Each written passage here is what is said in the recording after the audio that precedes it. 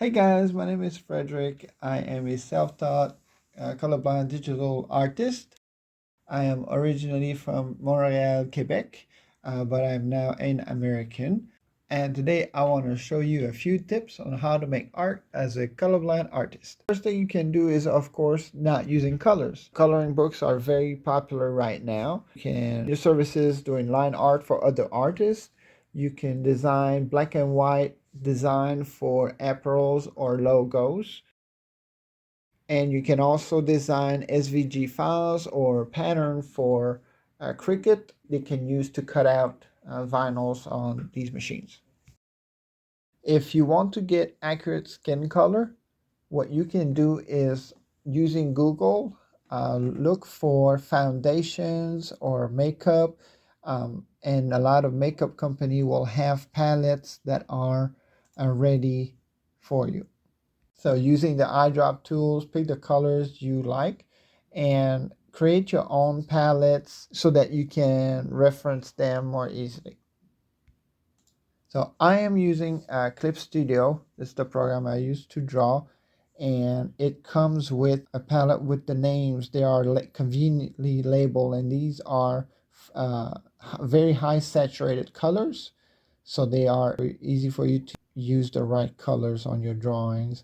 And then if you want to use the color wheel, a lot of programs have a color wheel like this. What you want to do is stay in the top right section because these colors are more saturated, and then you want to avoid going down to the bottom left because this section the colors become desaturated, and so your drawing will be a lot more dull. The colors are going to be a lot more dull using these colors. So another thing you want to do while working with colors is definitely use layers. Label them. This is just an example, but you want to label your layers and make sure so that when you use layers like this, it'll be easy for you to discard something if something goes wrong.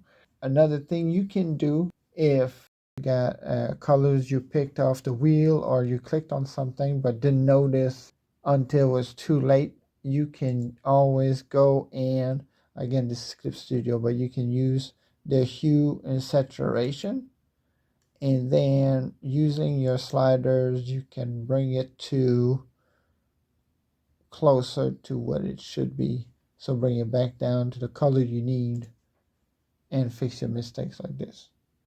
But this is only possible, again, if you are painting in layers, because if you have more than one color, then this changes the hue of everything on a particular layer. You can try to use the color replace, but it's very time consuming and it doesn't always work right. The last thing you can do is have a trusted friend or family member look over your art before you blend your color or before you start merging your layers. It could be also very helpful to have a fellow artist look over your art to make sure that it is pleasing to the eye.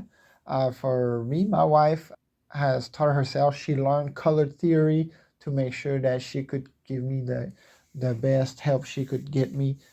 That is all I have for now, but I hope this video encourages you and helps you continue and pursue your dream despite a few difficulties you might encounter. Thanks for watching. Please like and subscribe for more.